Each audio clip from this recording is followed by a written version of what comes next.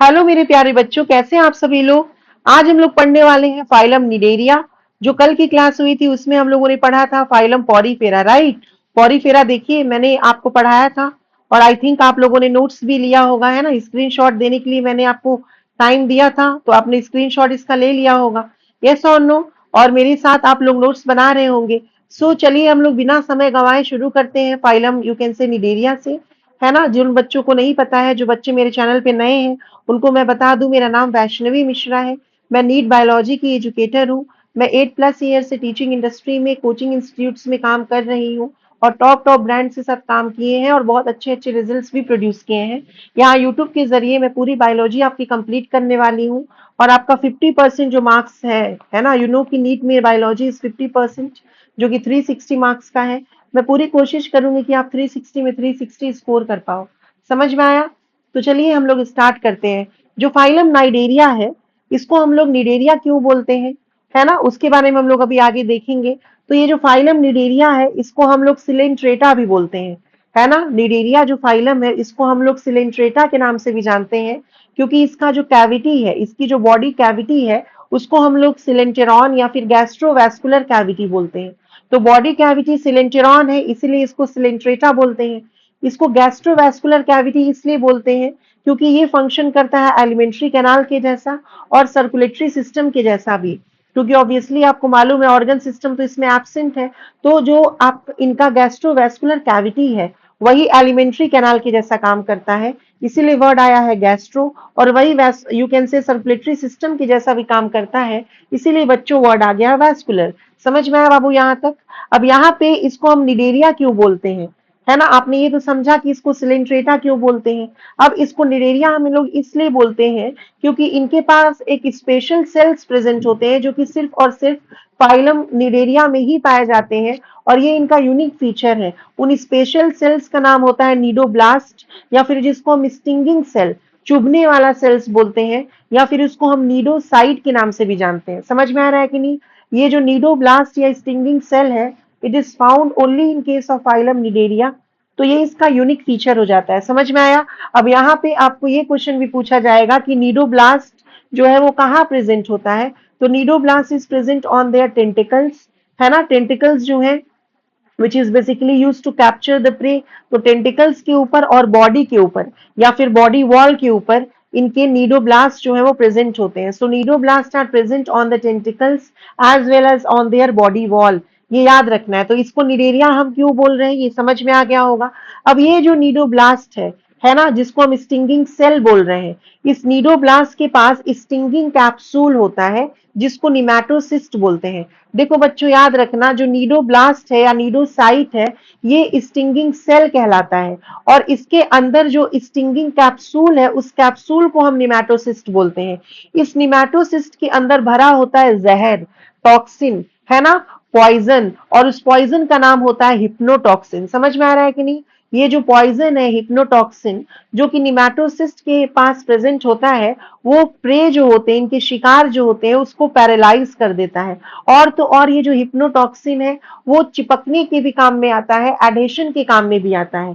तो फिर से मैं रिपीट कर दे रही हूँ, इनका नाम निडेरिया इसलिए पड़ा क्योंकि इनके पास नीडोब्लास्ट है। Cnidoblast is the stinging cell. Stinging cell के पास स्टिंगिंग कैप्सूल है। स्टिंगिंग कैप्सूल का नाम निमैटोसिस्ट है। निमैटोसिस्ट के पास पॉइजन है। पॉइजन का नाम है हिप्नोटॉक्सिन। और पॉइजन पैरालाइज करेगा प्रे को। अब यहाँ पे नीडोब्लास्ट का क्या क्या काम होता है, what are the functions performed by cnidoblast. Cnidoblast जो है ना बच्चों, वो एडेशन में या फिर यू कैन से एंकरेज में, चिपकने में काम आता है।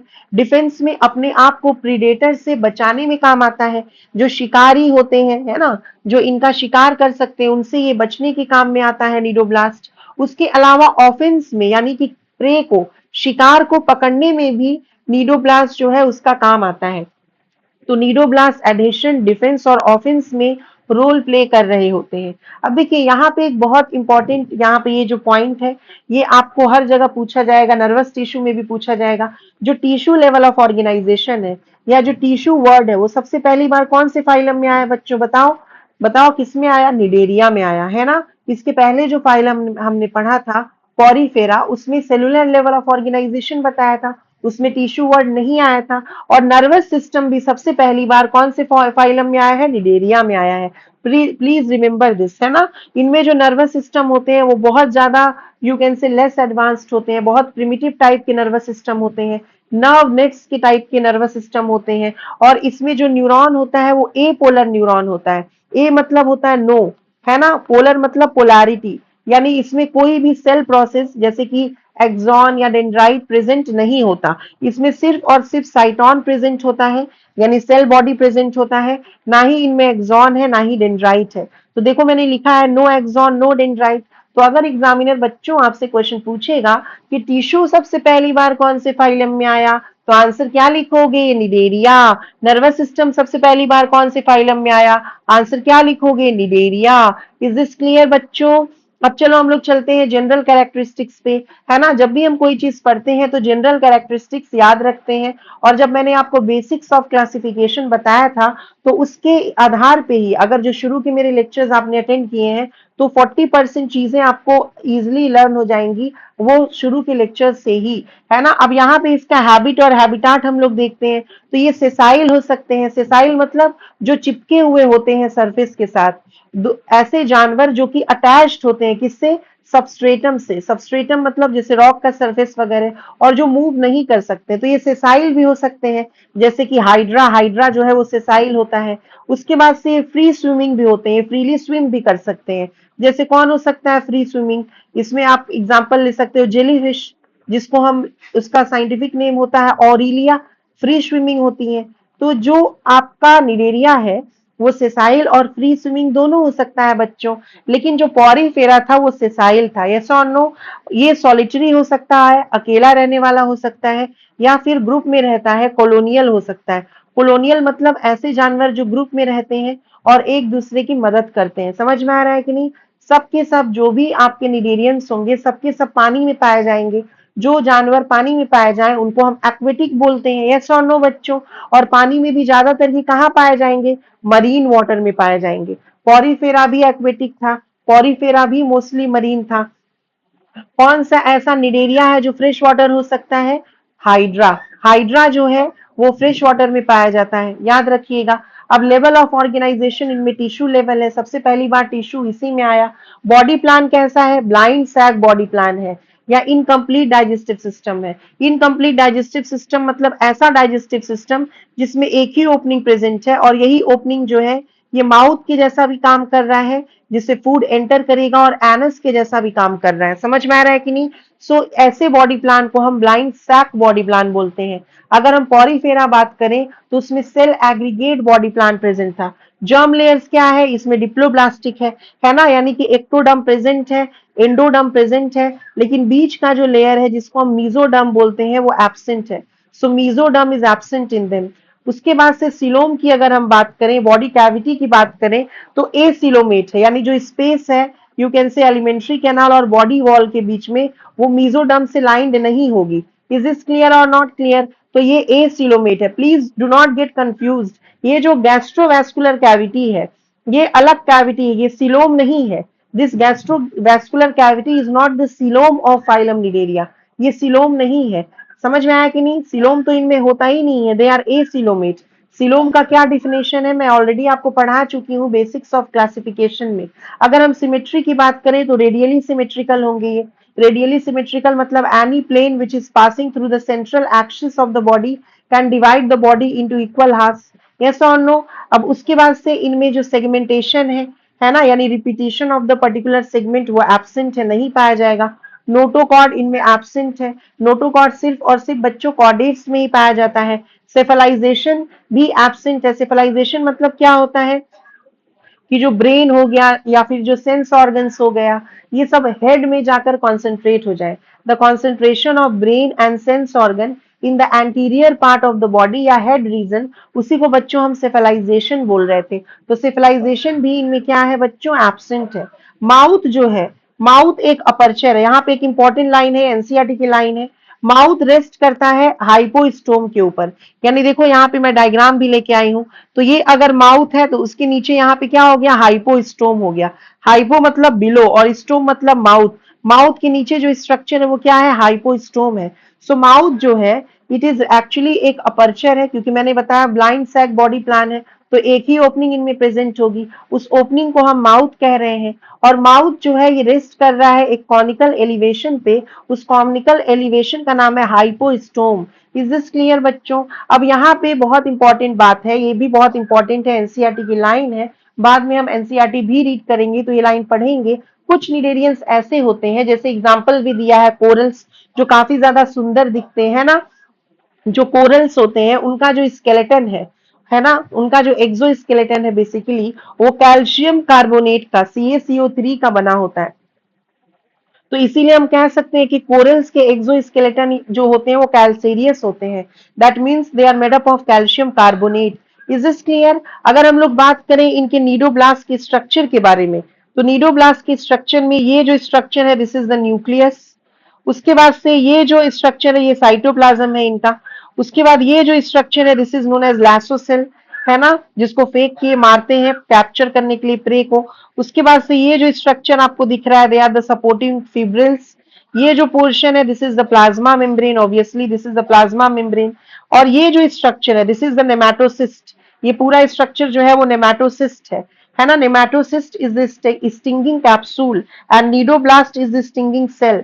Is this clear? यहाँ पे ये जो स्ट्रक्चर है इसको हम फनल बोल रहे हैं। Is this clear? इस ये जो स्ट्रक्चर है इसको हम नीडोसिल बोल रहे हैं। ये जो है ये थ्रेड ट्यूब है जो कि खुला हुआ है इस समय।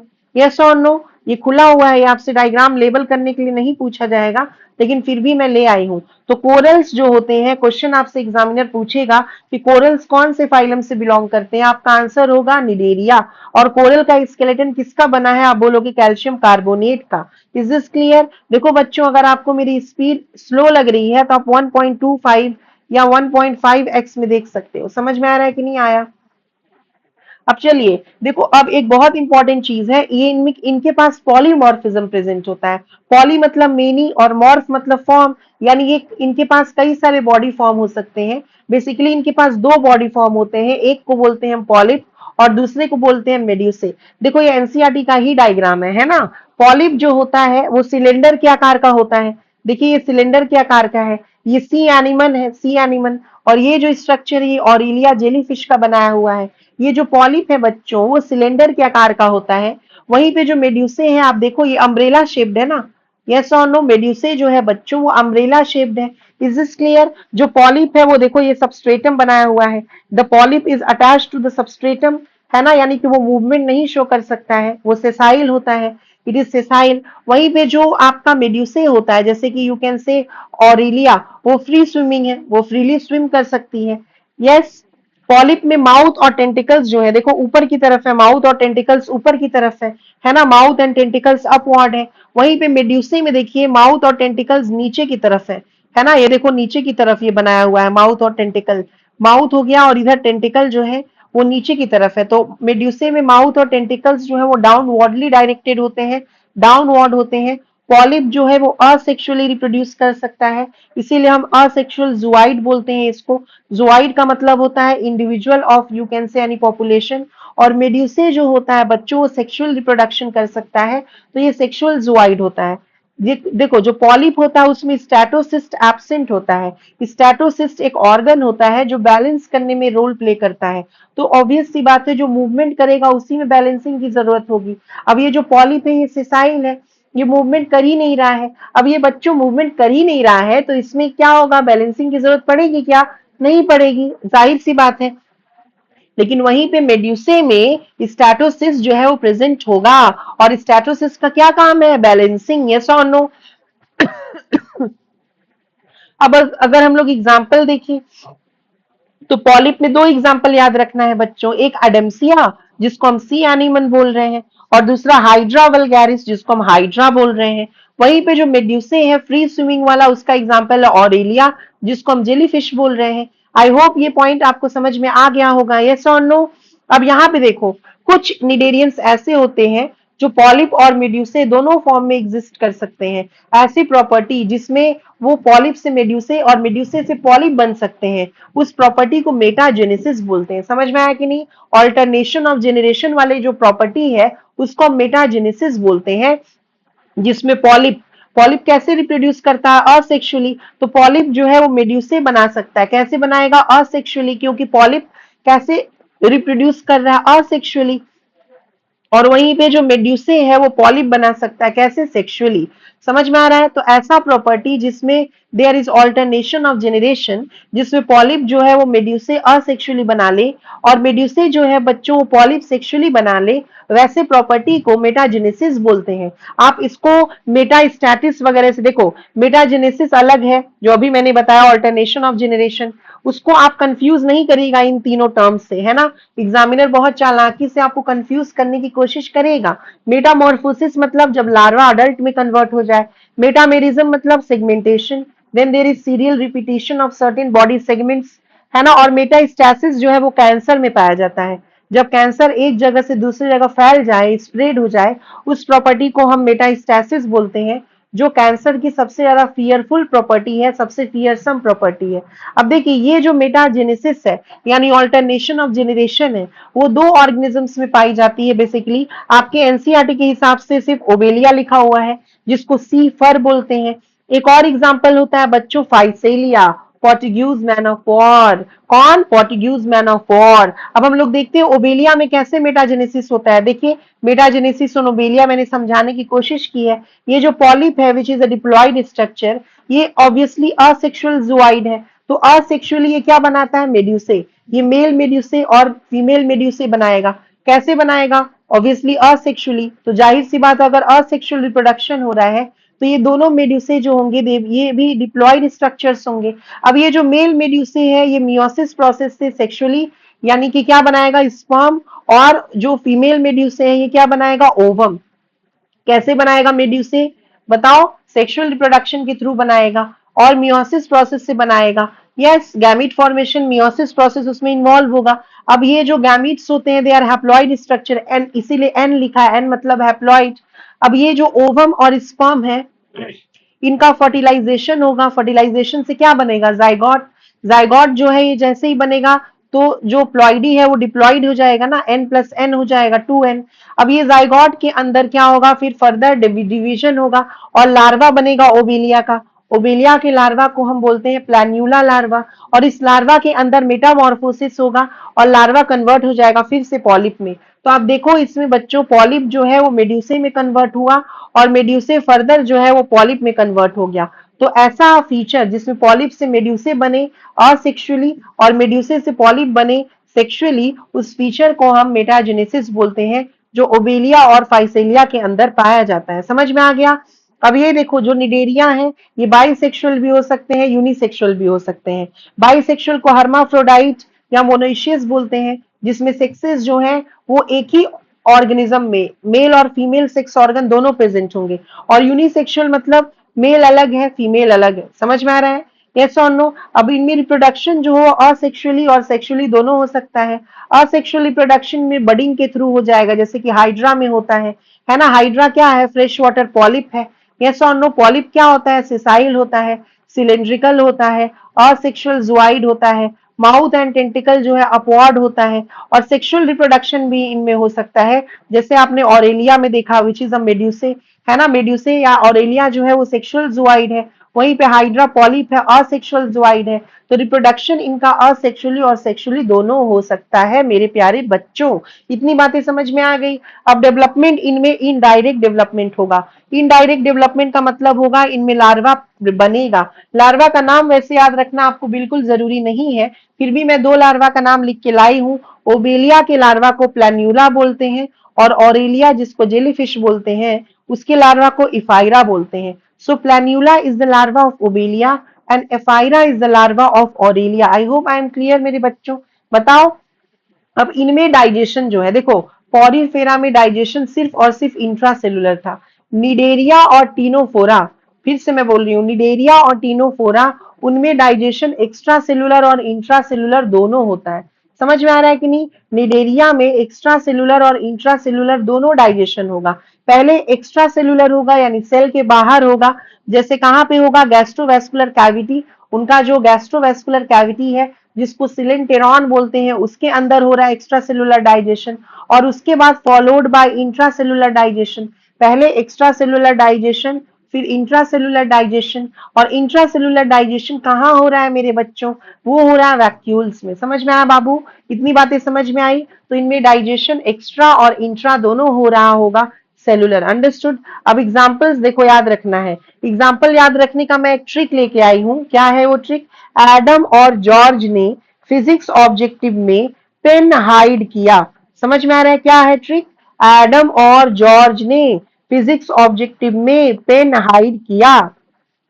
एडम का हो गया एडेम्सिया, और का हो गया ऑरेलिया, जॉर्ज का गॉर्गोनिया, ने से निडेरिया, यानी ये निडेरिया फाइलम से है, फिजिक्स से फाइसेलिया, है ना, ऑब्जेक्टिव से हो गया ओबेलिया, मी से मियांड्रीना, पेन से पेन्नाचुला, हाइड से हाइड्रा, और किया से कुछ नहीं। समझ में आ रहा है कि नहीं? अब इनके कॉमन नेम्स कौन से होंगे? मैं कॉमन नेम्स जानबूझ के आपके सामने लिख के लाई हूं।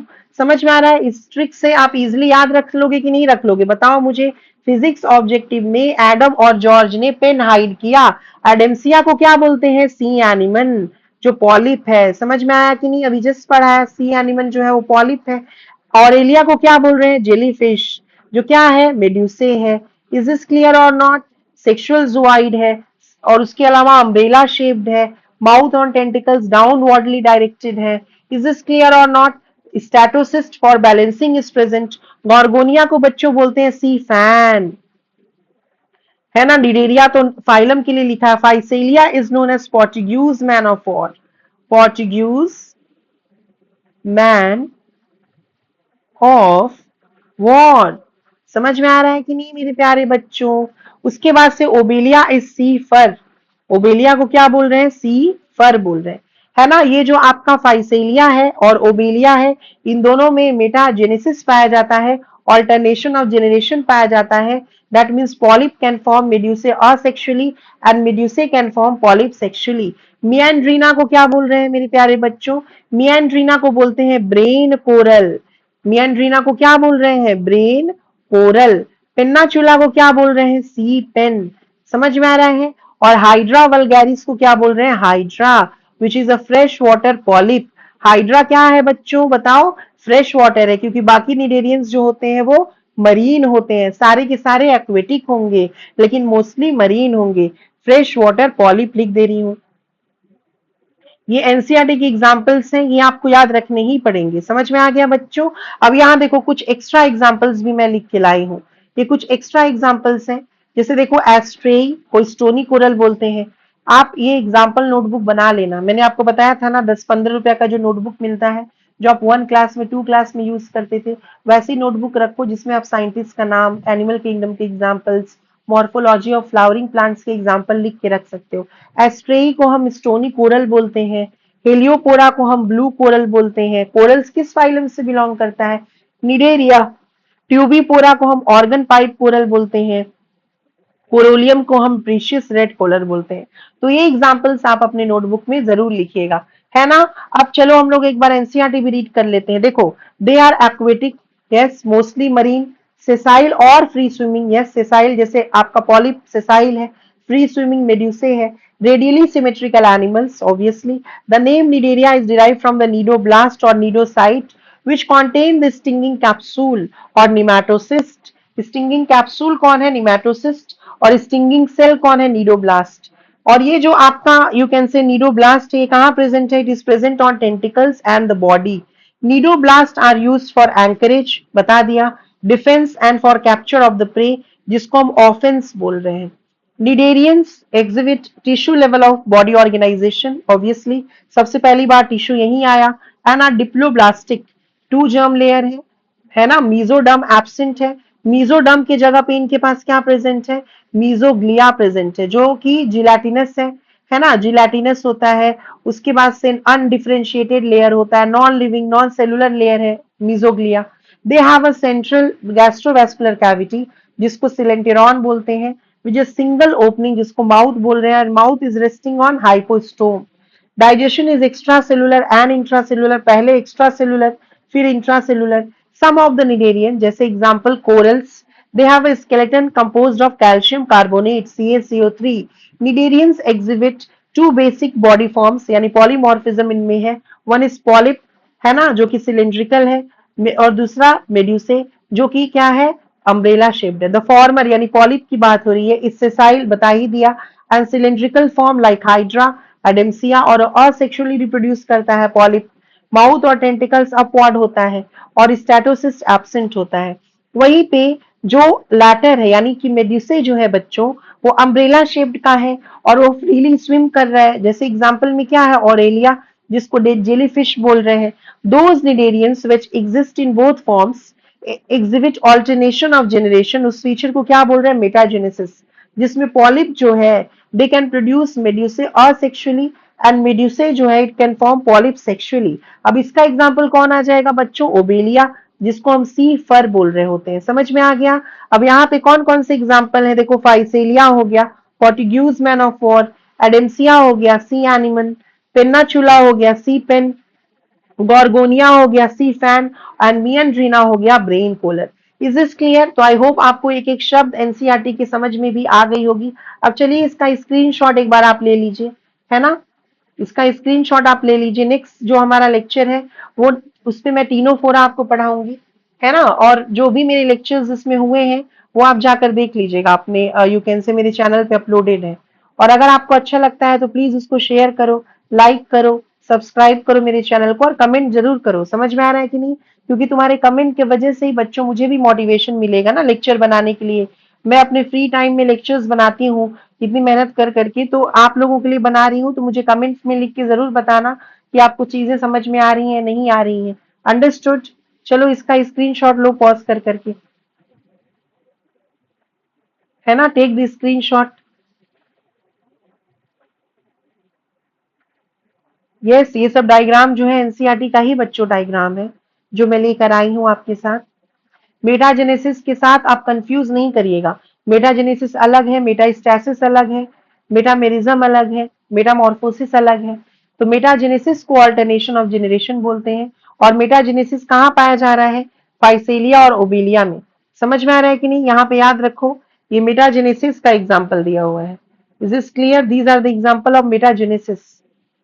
चलो ये जो चार्ट है इसका भी एग्जांपल ये बनाओ, आप क्या बोलते हैं, फ्लो चार्ट लो, अरे क्या बोलते हैं, स्क्रीनशॉट लो, फ्लो चार्ट बोल रही हूँ, sorry. I am not doing any editing in my you can say long videos में, कोई एडिटिंग नहीं कर रही हूँ मैं, बट स्क्रीन जो रिकॉर्डर होता है उससे रिकॉर्ड करके डायरेक्टली आपके लिए अपलोड कर दे रही हूँ। समझ में आ रहा है कि नहीं? तो स्पीड अगर आपको स्लो लगती है तो आप थोड़ा इसको बढ़ा सकते हैं बच्चों अपने हिसाब से। Please take the screenshots.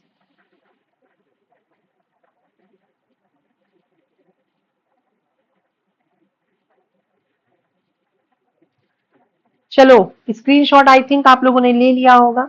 फिर से मैं बोल दे रही हूँ, अगर आपको मेरा यू कैन से लेक्चर समझ में आ रहा है तो प्लीज मेरे चैनल को लाइक शेयर सब्सक्राइब जरूर करिए, कमेंट बॉक्स में लिख के जरूर बताइए।